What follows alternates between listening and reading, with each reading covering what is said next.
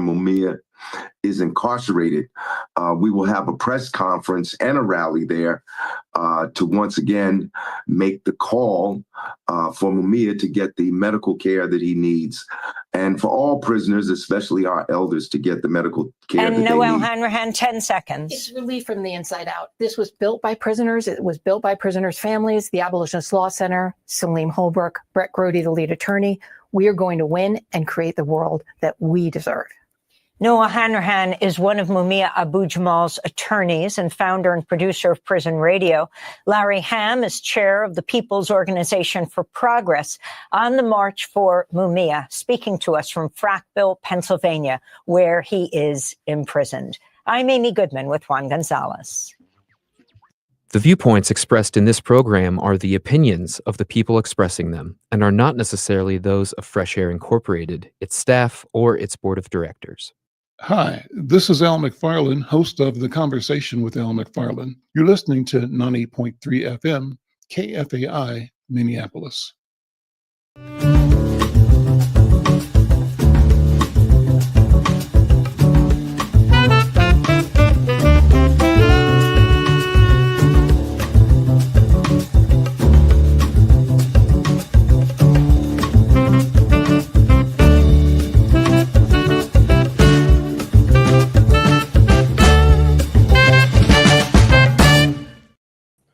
I'm Al McFarland. Welcome to The Conversation with Al McFarland. I'm glad to be here and glad to have you along as well. A lot of interesting things happening in the news today. A lot of it, for me, has to do with the president's statements about the Somali community here in Minnesota and in the country. We want to talk about that, and if you are part of Minneapolis' Somali community or part of the progressive community in Twin Cities, if you've got a comment, pro or con, regarding the president's statements, we'd love to have you involved in today's conversation. You can do that by going to one of the social media platforms that we're streaming live to now, and just ask to be invited onto the program. We'll send you a link and let you be part of the conversation. We're streaming live to YouTube. Go to YouTube.com/Insight News MN, and you'll be at our Insight YouTube page. But we're also streaming to Black Press USA on YouTube. We're streaming on Twitter. We're streaming on Facebook and LinkedIn. So if you are on any of those platforms, you can join the conversation, make a comment, make a remark, and or let us send a link to you, and we will invite you into the studio to share your concerns and your point of view. I want to start off by sort of sharing some of the articles that are in this week's edition of Insight News. And I'm going to pull that up in a second. If you don't have Insight, you can pick it up on newsstands around Twin Cities. You can also go online at insightnews.com and see what we're doing. I'm going to pull up the story, our front page of this paper. In fact, Jared, can you bring that up and we can share and make it large enough for me to read, but people can follow along with it as well. And here we go. So the headline on our cover story for this week is Officials Push Back. And let me... again, make my screen larger so that I can read it. And there we go. I've got it. So this is in yesterday's Insight News. Headline, Officials Push Back After Trump's Anti-Somali Remarks. In the wake of bombastic comments from President Donald Trump, in which he called Somali immigrants in Minnesota garbage, quote unquote, and said he didn't want them in the country and pledged to end protections for some under the Temporary Protection Status, TPS. Somali American elected officials, community leaders in Minnesota, and others are responding forcefully. Their reactions reflect courage, fear for community safety, and a reaffirmation of the Somali Minnesotans' longstanding place in the state. Now I have to make my screen even a little bit bigger so I can see it better. I don't know if you can do that for me, Jared. Maybe I can grow my screen. I'm not able to make, there we go. That's bigger. Great. Okay. And scroll over to the left a little bit for the first column. Thank you. Thank you. Thanks to Jared, who's engineering the program. Jared, thank you. So I continue. Again, this article is in yesterday's edition of Inside News.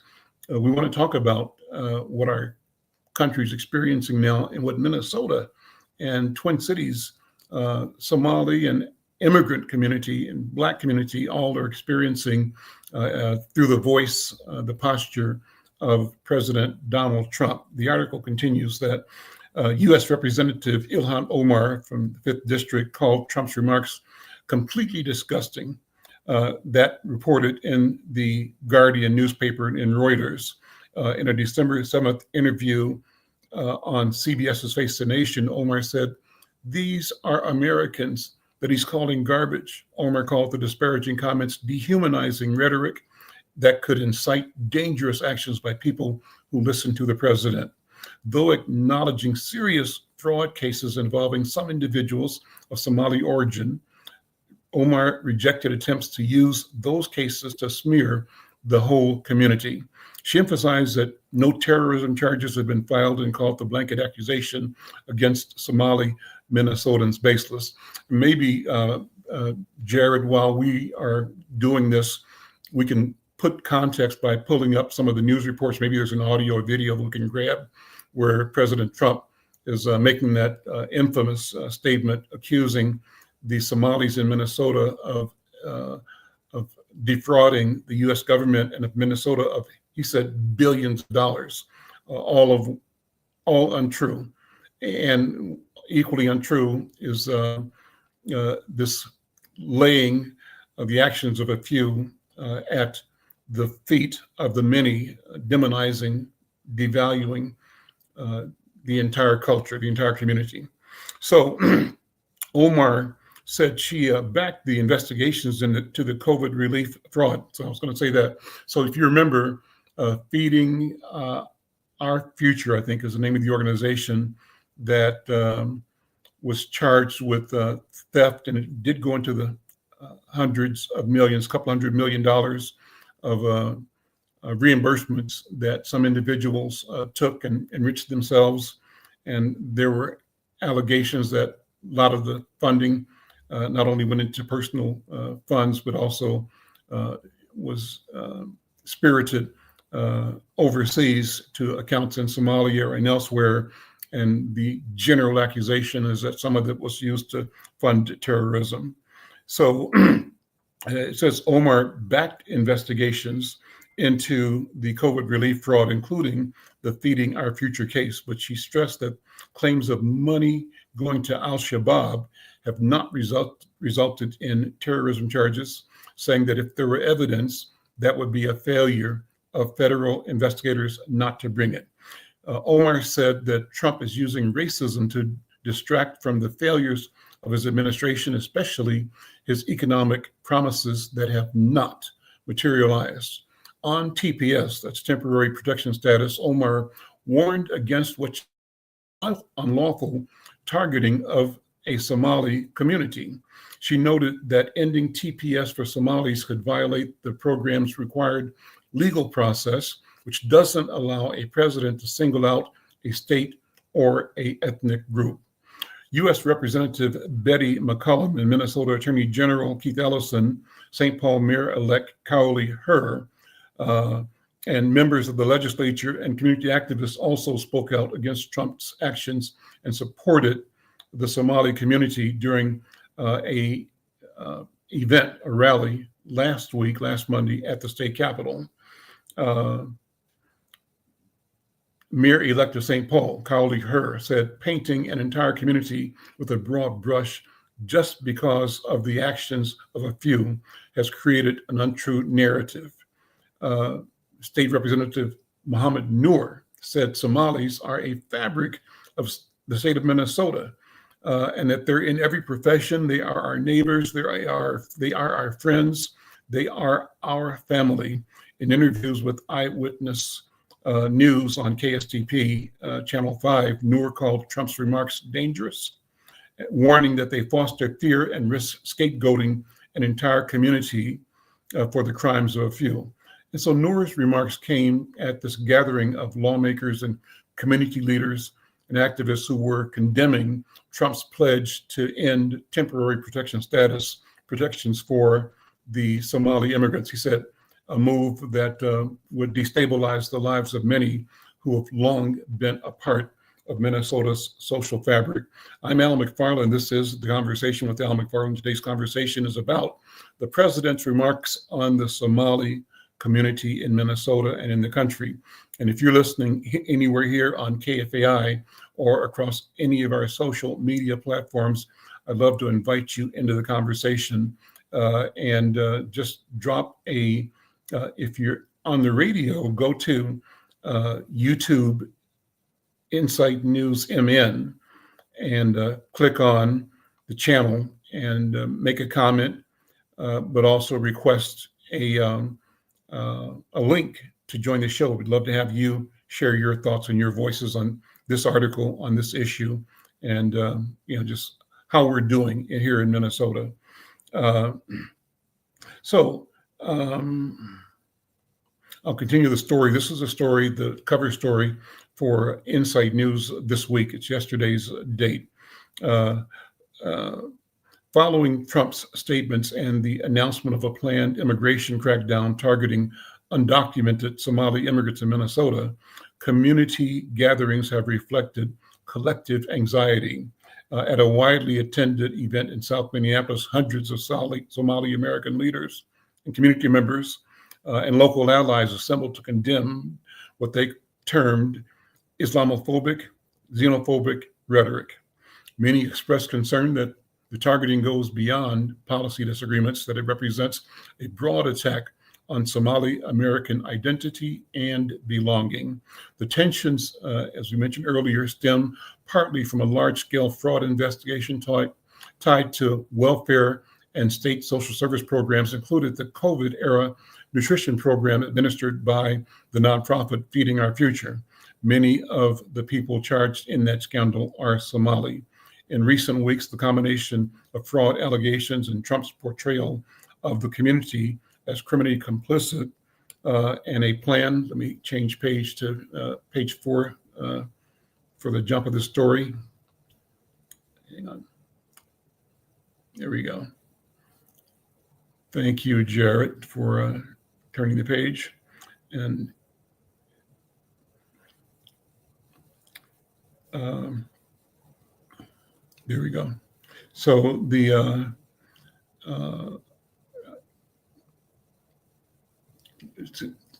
actions targeting undocumented immigrants has triggered deep fear and unrest among Somalis, from business losses to concerns about racial profiling, deportations, and community safety.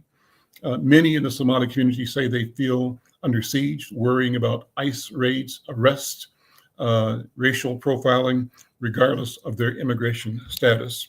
And critics charge that Trump's move violates the legal protections and statutes governing TPS, which is temporary protection status, which do not allow a president to single out a state and an ethnic group or an ethnic group. Minnesota Somali American leaders reject the narrative advanced by Trump that Somali immigrants are a drain, a criminal network, or outsiders to American life. Instead, they reassert that Somali Minnesotans are integral to the state, working families, running businesses, serving as elected officials, and contributing to every facet of Minnesota life. Senator Omar Fattah, the Minneapolis Democrat and the first Somali American in the Minnesota Senate, and now a high-profile statewide and national figure, pushed back as well. In an international piece on Somali reaction to Trump from Mogadishu to Minneapolis, Fattah is quoted condemning the president's language. Fattah called the comments disgraceful, described them as political theater aimed at riling up his base, Trump's base, rather than addressing policy issues. And Fatah's framing is that Trump is using Somalis as a political prop, a foil for culture war messaging, rather than approaching immigration or fraud issues seriously. That article is one that's on the cover of Inside News. We've got another one that I'll share as well. Go back to the cover if you would, Jared, and we'll look at the second article, which is one that I think comes from our National Association of the Black Press USA. I'm Al McFarland. This is The Conversation with Al McFarland. And thank you for listening here on KFAI. And thank you for joining the program on any of the social media platforms, LinkedIn, Twitter, or X, YouTube, or Facebook. And we really want you to be involved in the conversation. You can weigh in with the comment, pro, con, indifferent, by leaving a comment on any of the social media platforms that we're streaming to live. And if you want to be on the program, want to bring your voice and your face to this conversation, we welcome that as well. Just leave a comment saying that I'd like to say something or tell us what you want to talk about, and we'll send you a link and bring you into the program as well. The second article here is one also on the cover of Inside News, this week's edition, published yesterday. And it's an article that is by Stacey Brown, who is the senior national correspondent for the Black Press of America, Black Press USA, the National Newspaper Publishers Association, which Inside News is a member. And so Stacey Brown writes that in the case of Rodney Taylor, a disabled Black immigrant detained by U.S. Immigration and Customs Enforcement, this case is forcing Congress to confront new evidence of medical neglect, unchecked raids, and a hiring system that has shifted under President Donald Trump's order to build the largest deportation force in modern history. Taylor's family was scheduled to speak outside the Capitol on December 4th, following a House Judiciary Subcommittee hearing on immigration integrity, security, and enforcement. Taylor, who lost both legs years before his detention, has been held in Georgia since January.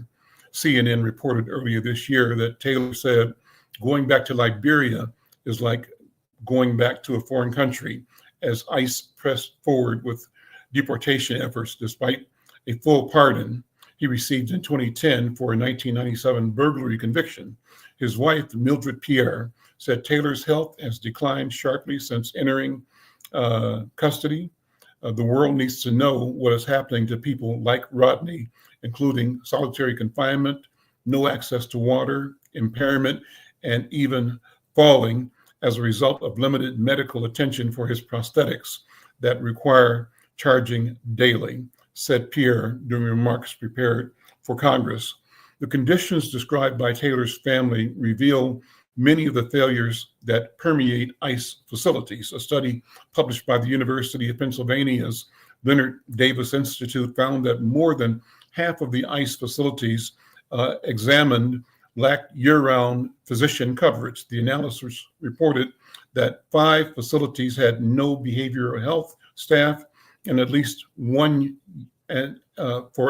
year, and that more than 10% of physicians working inside detention carried state sanctions for violations, including falsified medical documentation or practicing under the influence. How about that? This article I'm reading is an article, the second cover story in this week's edition of Inside News. If you scroll down a little bit, Jared, the title of the article, no, the other way. The title of the article is Chaos, Neglect, and Abuse Inside Trump's ICE Machine. So it's a companion story to the concern being raised by our Somali community here and around the nation. And this concern is not just Somalis. This story, Rodney Taylor, is about the Liberian community, also on pins and needles about TPS. And that is true of other Black and brown communities in this country, all of which find themselves subject to potential rounding up and removal by ICE. The question becomes, for African Americans or foundational Black Americans, how does an ICE agent tell the difference between you and a Liberian, a Somali, or other African origin person? And sadly, what we know is that when in history, for example, when white rioters invaded and destroyed Black communities, like in Wilmington, like in Rosewood, like in Tulsa, they didn't stop and ask which of you is a good one, which of you is a bad one. They destroyed our communities, our property, our futures en masse and relentlessly. And so that's something that has to be on our mind right now as we witness the tourniquet being tightened in our community by the reckless rhetoric of President Donald Trump. Now, if you've got a feeling about this, good, bad, indifferent, I'd love to have you weigh in on the conversation as well. And you can do it by simply going to one of the social media platforms that we're streaming on. We're streaming live on Twitter, on LinkedIn, streaming live on Facebook and YouTube. And if you connect with us on any of those platforms, leave your comment. Let us know what you think, what you feel. We'll share those. We'll share them out to our audiences. And we'd like to have you come on the show up, and we'll invite you into the program if you want to be part of this conversation as well. So I'm going to continue with this article. The article is called Chaos, Neglect, and Abuse Inside Trump's ICE Machine. It's in this week's edition, yesterday's edition of Inside News, an article by Stacey M. Brown, the U.S. Black Press USA senior editor. So, so I left off with practicing under the influence. So scroll over just a little bit for me. There we go. Government oversight records cited in the report found that a detention center in Buffalo housing more than 700 people had no physician or dentist on site and might not have one until 2026. None presently and none scheduled for still a month away. Some data chronicled the death of a detainee in Colorado who suffered a pulmonary embolism after reporting weeks of leg swelling. Let's see, scroll it down a little bit, just a second. Other way. Leg swelling and pain, but was assessed 3 times only by licensed practical nurses, despite the facility's claim that a physician was present. Pressure inside the system escalated as Trump ordered ICE to dramatically increase arrests and deportations. Government records reviewed by Politico showed that 20 detainees have died in ICE custody since Trump took office, a number nearly matching the total deaths regarded in the entire Biden administration. Politico reported that the population inside ICE detention has reached more than 60,000 people, with 10 facilities and frequent transfers contributing to lost medical records and interrupted treatment. Attorneys representing detainees described a pattern of worsening medical neglect. Open quote, I have a client right now who has untreated diabetes. They just stopped giving her medicine, close quote, said Rebecca Wolf, a staff attorney with the American Immigration Council during an interview with Politico. They turn to the next page on the story. On page 4, this is a story on ICE. And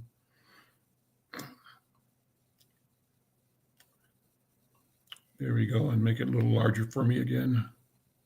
Thank you. At the same time, internal oversight weakened. Reportedly, the Department of Homeland Security attempted to eliminate its civil rights and detention ombudsman offices earlier this year before lawsuits forced the offices to reopen. Hundreds of oversight staff members were laid off afterward during a government-wide reduction in force, and inspectors general who had monitored detention conditions were dismissed. The administration's hiring campaign has transformed ICE's workforce. Government executive the publication Government Executive reported that ICE was granted $8 billion to hire 10,000 new officers and agents. Reports suggest that Tyshawn Thomas, the agency's chief human capital officer, left ICE to return to another federal position during what sources called as a disordered hiring system. Further, ICE lowered age requirements, offering $50,000 signing bonuses, and rushed recruits in the Federal Law Enforcement Training Center before completing fingerprinting, drug testing, or background checks. What about that? Boy. Training standards also shifted. Recruits are now relying, scroll over a little bit, Jared, relying on translation apps, said the Department of Homeland Security during communications with USA Today, as the agency acknowledged ending a 5-week basic Spanish requirement. The outlet reported that training for recruits without prior law enforcement experience was cut from 16 weeks to 8 weeks. A separate investigation detailed deeper problems inside the training center in Georgia. We have people failing open book tests, and we have folks that can barely read or write English, said one Department of Homeland Security official during an interview with the Daily Mail. The outlet reported that one recruit asked to leave class to attend a court hearing on a gun charge. Several recruits displayed gang-related tattoos, and others were involved in fights, harassment, and misconduct on the campus. They only care about how many unique individuals enter on duty. Enter on duty is in quotes. What happens after that is irrelevant to them, said another Department of Homeland Security official. Raids across the country highlight these shifts. People's World, the publication, reported that ICE agents entered churches in Chicago after the administration reversed longstanding policies restricting enforcement in religious spaces. It is the aim of the administration to terrorize people, said Reverend Primo Racimo of St. Margaret of Scotland Episcopal Church in New York. New York published security camera footage showing ICE agents forcing their way into a basement apartment in Queens while searching for someone who did not live there. The outlet said an agent pointed a gun and flashlight at a mother holding her infant as she pleaded for them to stop. "Then I'm coming to get you by your baby," said one ICE agent during the incident. To scroll down again, Jared, scroll it down a little bit. There we go. Human Rights Watch documented similar raids in Los Angeles in which agents wearing masks and carrying military-style weapons took people into custody based on race, ethnicity, language, or occupation. They tear apart families, cause people to live in fear, and showcase the cruelty of the Trump administration's immigration policies, said John Reffling, Associate United States Program Director at Human Rights Watch, during an interview with the organization. For Pierre, the testimony is both a warning and a plea. The world needs to know what is happening to people like Rodney, including solitary confinement, no access to water, impairment, and falling as a result of limited medical attention for his prosthetics, said Pierre, again, who's testifying on behalf of her husband. I'm Al McFarland. This is The Conversation with Al McFarland. We're talking today about Somalis in Minnesota, and the president's bombastic, that's my language, description, denigration of Somali residents, Somali citizens, and the Black community, and his threat to ramp up deportation, his saying that he didn't want Somalis in the country. So take this down right now. That's I'm through with reading this, Jared, and we'll come to another piece. But if you're listening and want to be part of this conversation, we want you to be part of it. Join the conversation by sending a note or a text or a comment to us. And we appreciate, we'll share your comments out. Anthony Scott said he'd like to participate. Anthony, Jared, if you can find a way to send a link to Anthony Scott, we'd like to get him that. In fact, you can put the link in the chat here. And Anthony will get you on. We'd love to have your point of view. Jared, are you able to get a link to Anthony or drop the link actually in the comment? And other people that see the link could also jump in the conversation, and we'll just try to expand it. Hold on. And Jared is saying yes. So Anthony, thank you for listening. And as soon as you get the link, come in, we'll bring you into the conversation. So, and thank you for the note to responding to you, Anthony. Thanks for watching, and we want you to participate. Anybody else, if you're listening on any of the platforms, Facebook or on YouTube or on Twitter or LinkedIn, we'd love to have you in the conversation. And do this, if you're listening, share the conversation to your network, to your friends, let them know we're here. Invite them to join the conversation as well.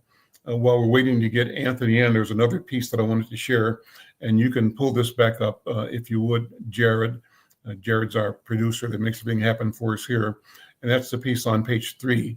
And that's a story about the CARE organization making comments and responding to President Trump's comments. Do you want to pull that up? Oh, Anthony is here.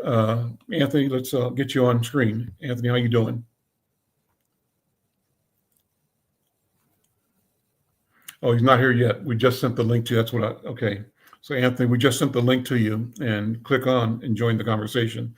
In the meantime, Jared, pull up the issue again for insight. And on page 3, there's an article, another reaction article, a couple of articles that I want to share. And so, this is important. There's a lot going on in this story. This is a beginning. On its face, I'm horrified by the posturing of President Trump.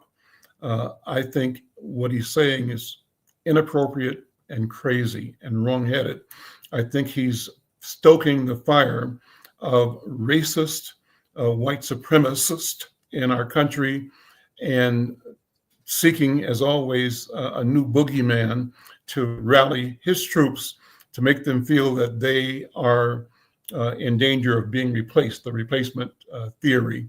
And so what happens is that they gin up this disinformed and misled mass of ordinary people who see themselves as, loyal Americans and loyal to the premise and the promise, and who are waiting for America's promise to unfold in their lives, and who are being frightened into think that immigrants, right now, the immigrants du jour, or the Somali immigrants, are taking resources and assets that they could have to improve their quality of life, and they're upset about it.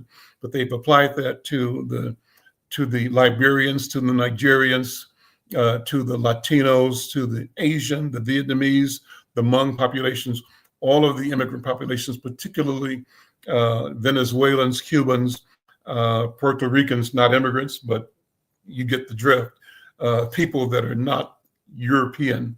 And they are kind of stoking the sense of entitlement that some white people feel they have to enjoy the benefits of this country, and they feel those entitlements are being encroached on by the presence of people from other parts of the world, particularly people of color.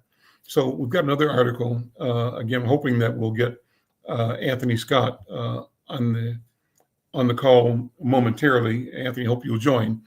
But there's another article here about the CARE Minnesota condemns politically motivated ICE targeting of Somali Minnesotans. And let me make that large on my screen here. And the article says the Minnesota chapter of the Council on American Islamic Relations, CAIR Minnesota, C-A-I-R Minnesota, denounced what it described as a sharp and politically driven surge in ICE actions aimed at Somali Minnesotans, calling the developments alarming and damaging to a community's trust. In recent days, Somali families across the state have reported surprise visits from immigration agents intimidation at private homes, and increased surveillance in neighborhoods with large Somali populations. CARE Minnesota said it is actively documenting cases while coordinating rapid response legal aid and community support. This is not standard immigration enforcement. This is political targeting, said Jelani Hussein, CARE Minnesota's executive director. He said the actions appear to stem from directives tied to President Donald Trump and his allies, and he accused federal officials of using secret police-style operations against law-abiding Somali residents, including U.S. citizens. Hussein called the tactics an abuse of power and urged leaders across political lines to publicly reject what he described as Islamophobic scapegoating. CARE Minnesota said fear-based enforcement erodes public safety by undermining trust between community members and government agencies. It warned that broad punitive actions against entire communities only deepen fear, further marginalize immigrant families, and contradict Minnesota values. Scroll over a little bit. In Minnesota, we believe in safety, fairness, and treating our neighbors with dignity, Hussein said.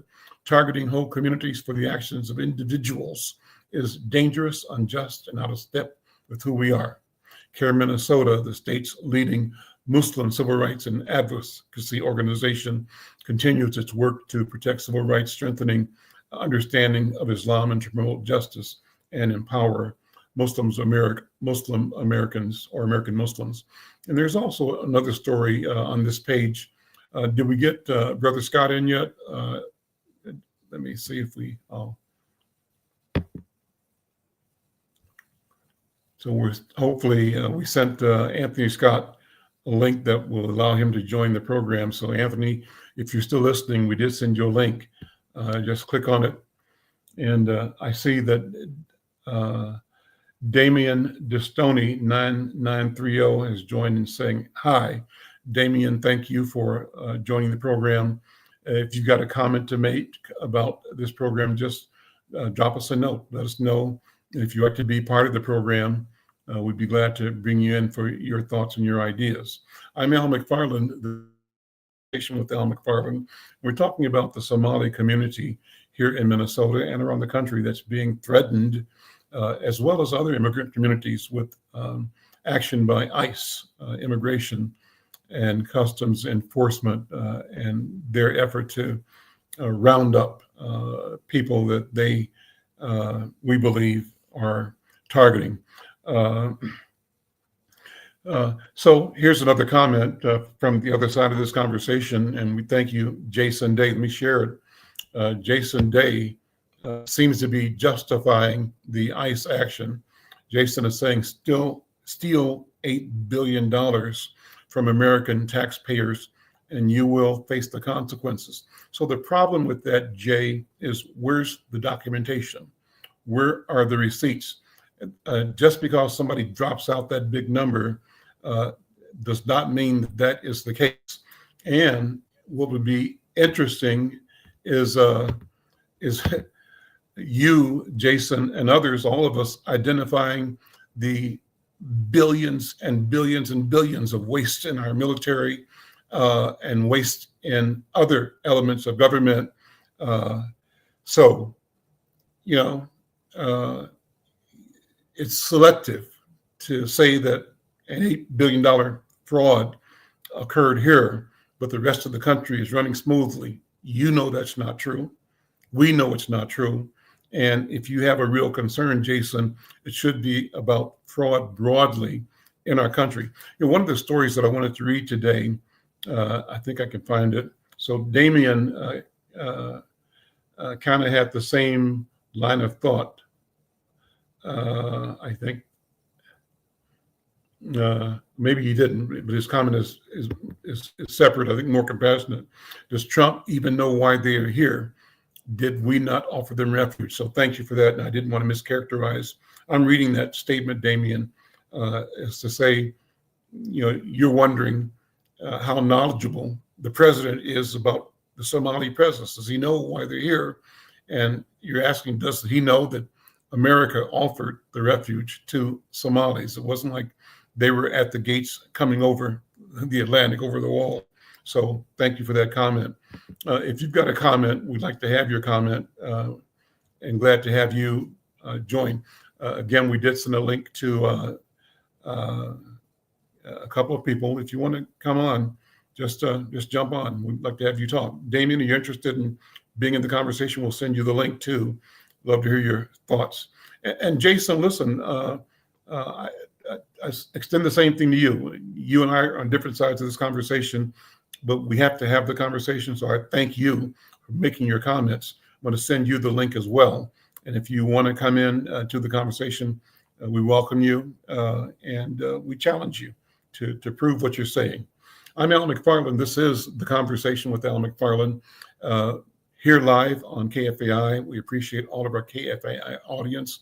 And what's so powerful and important is that our station here is seated in the heart of the Somali community on the West Bank of Minneapolis. So this story is personal for a lot of people in this building and on the street right around our studio and in the neighborhood that we're in, as well as widely and broadly across Twin Cities.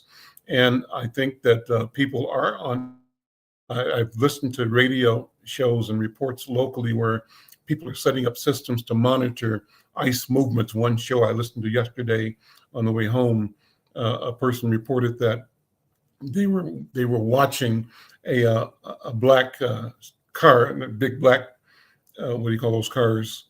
You know what I mean? The black sedans, unmarked sedans, and two people were sitting in it. It seemed like they were in surveillance, and they didn't belong in the neighborhood wherever they were watching or posted. So there are people set up trying to keep watch on ICE movements or political or law enforcement movements that seem to be targeting our communities. So send Damien the link, and he's got a couple of minutes, Jarrett, and maybe you can join us for a couple of minutes. We appreciate your voice. I'm Alan McFarland. This is The Conversation with Alan McFarland. We're talking about the impact of President Trump's comments about the Somali community, about Somali Americans, saying that he doesn't want the Somalis here and threatening to ramp up the ICE efforts to deport. Particularly interested in hearing from my Somali brothers and sisters. If you are in the community and want to make a comment, we'd love to have your comments. One thing that we'll do in the future is go deeper into this, because while on the one hand, we are anxious to protect the rights of every human being and every citizen, there are different voices in the Black community where some are questioning the relationship between what's called foundational Black Americans and the traditional legacy African American community and the newly arrived African Americans, including Somalis. That would also include, in some cases, people from the Caribbean or South America who are Black, but who are newly arrived in this country, this generation or one or two generations removed, like me, from Caribbean, Cuban roots on my father's side. So there's a discussion that we have to have about what it means, and when we're talking about who should be here and who should not be here, because it seems like part of the myopic voice is that some of us African Americans are questioning whether Somalis should be in this country. I stand against that line of thought. I think that we all should be here, and we should invite more of us to come from everywhere around the world so that we grow our numbers and grow community, and that we change this country by being ourselves in this country and being ourselves in the world. I believe that if we create the ability to do business with each other, bypassing the central systems that support European and white supremacy, we will begin to shift the entire global understanding and the global capacity, global capabilities, by bringing things to a level of both global and local fluidity. And I think that's one of the pathways forward for economics and for culture and for democracy and freedom, for humanity, human development in the future. Love to have your comments, love your thoughts. If you agree or disagree, join us in the conversation, because I'm sure a lot of people think very, very different from me. I'd love to have your comments. And you can do that by, Jared, put the link in or send the link over to Damien again in the chat, so that if he sees it, he can sign on to the program. There's one more article that I wanted to read, and that's the one from about Esther Agbaje. And Jared, I think it's on the same page or not. It may be inside a page. If you can scroll over. And I don't have control of the screen, but if you can scroll over, Jared, and let's see if I can do this. Yeah. And identify a story by Esther on state representative. And I'm not sure if it's on this page, it's on the next page, I believe. Scroll back, and let's look. There it is. There we go. So bring that story up. So let me share one more voice. That is state representative. She's my representative here in North Minneapolis, where I live and where I vote. Let's see, I want to widen my screen. And while we're doing that, if those other viewers can join the call with the links, please bring them in. The headline is Agbaje condemns anti-immigrant, I can't read that, rhetoric, and she calls for community defense and rights education. So the picture of State Representative Esther Agbaje. The article reads, State Representative, make it larger, please. State Representative Esther Agbaje is lifting her voice alongside community leaders as Minnesota confronts a new wave of federal hostility towards immigrants, particularly Somali Minnesotans. And speaking as the daughter of a Nigerian immigrant or Nigerian immigrants, Agbaje says the rhetoric coming from the White House is causing grief, fear, anger across communities that have long contributed to the social, cultural, and economic fabric of the state. She described the president's remarks targeting Somali Americans with racist accusations and xenophobic language as both dangerous and dehumanizing. She emphasized that immigrants are not political pawns, but neighbors, families, and essential contributors to Minnesota life. She said, above all, they are human beings who deserve to be treated as human. Agbaje reminded Minnesotans that the state's strength lies in its cultural diversity and its longstanding commitment to care for one another. Immigrants, she said, are an essential fabric of our identity, who we are, and the values that bond us. Her message underscores unwavering commitment to defend immigrant communities when they are targeted and to ensure residents have the tools to protect themselves and their rights. Fear and division, she said, cannot be allowed to outweigh justice or community unity. And recently she appeared on News Nation to counter some of the false narratives about fraud prevention and to explain Minnesota's work to hold accountable those who do commit fraud. In fact, she said the administration continues to distort to justify sweeping attacks on immigrant communities. She's joined the Minneapolis House delegation in issuing a statement condemning the rhetoric and decision to bring ICE into local Minneapolis neighborhoods. The legislator says the administration's approach is harming Minnesotans by manufacturing crises and inciting fear rather than addressing affordability, stability, or safety for all residents. Agbaje says communities must respond not only with condemnation, but let's move it over. Jared, slide the text over, please. Yeah. But with preparation and solidarity, she highlighted the work of local advocates who are building rapid response networks to protect residents from targeted immigration raids and to ensure everyone understands their constitutional rights. Upcoming training, such as legal observer workshops, rapid response training led by the Minnesota Immigrant Rights Action Committee, and nonviolent direct action sessions are equipping residents to support neighbors facing harassment or detention.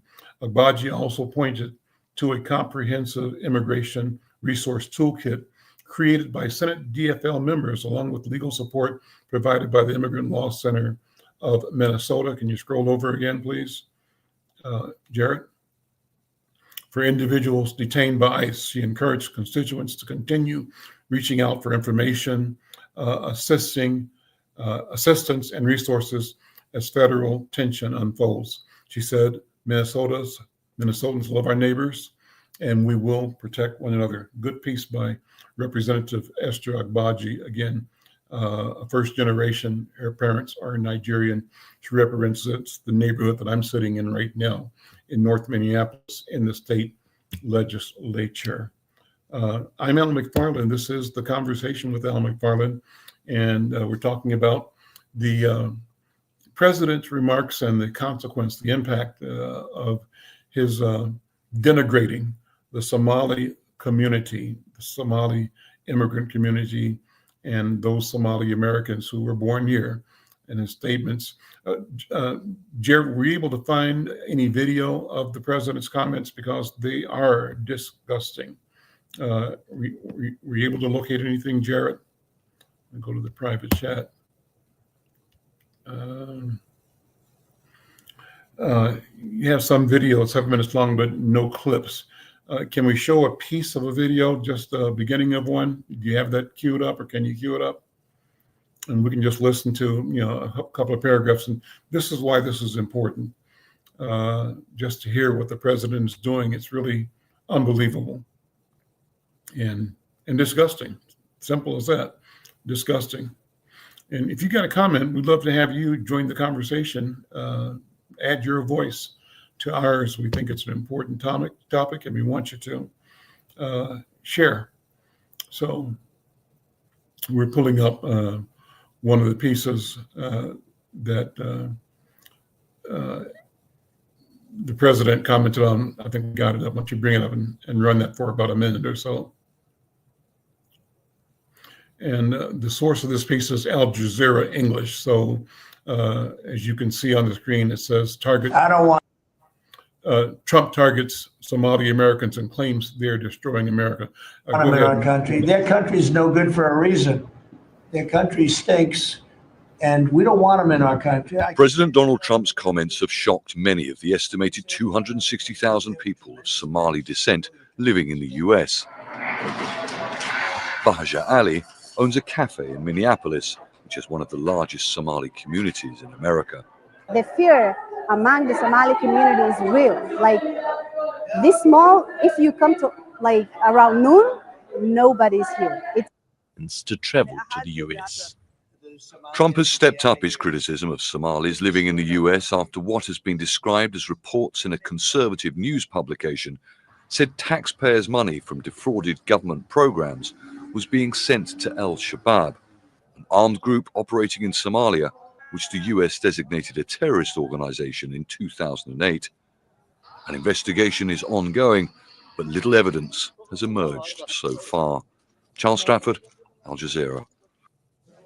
Now, hundreds of thousands of Somalis fled when their government collapsed and a civil war broke out in 1991. Those who sought refuge in the US were granted protected status. It's something set to expire in March of next year, but President Trump is threatening to revoke it.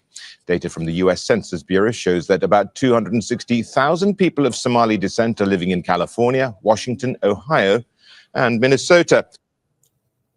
So let's stop that there, Jared. This is a big story. It's a global story, and we here are at the center of it again. And we're pleased to bring this conversation, include, the question about fraud and the use of the finding of fraud by some individuals to create a broad brush. What I have heard and what I'm fearing is that when things like this happen, not only are the individuals who are adjudicated and properly addressed, fined, jailed for transgressions, but the entire community suffers. And the entire community doesn't mean just the Somali communities, it means the entire African American community. And by extension, at one level or another, the authorities, let me be blunt with this, white people feel that they have to relook at every person of color, because if one person did something that was wrong, we have to make sure that nobody else is able to defraud the system. And so we clamp down on everything. All the while, white people steal the country blind, steal the state blind, and do it with impunity. Now, that's a big statement, Al McFarland. I make the statement, and if it deserves to be challenged, please challenge it.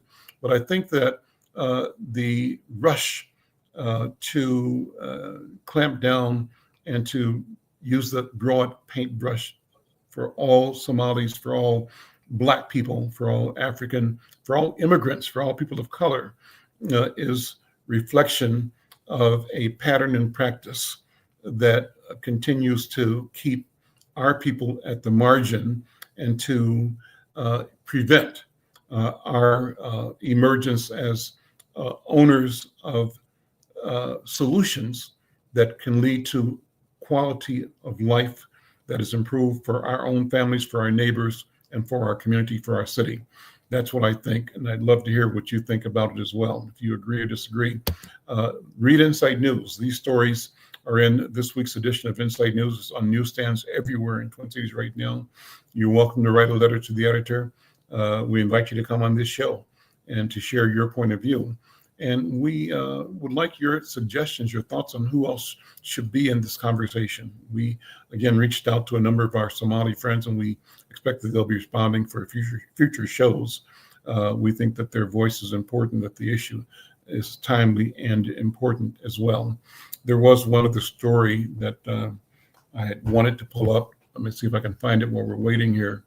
I might not be able to locate it, but I made reference to it a little bit.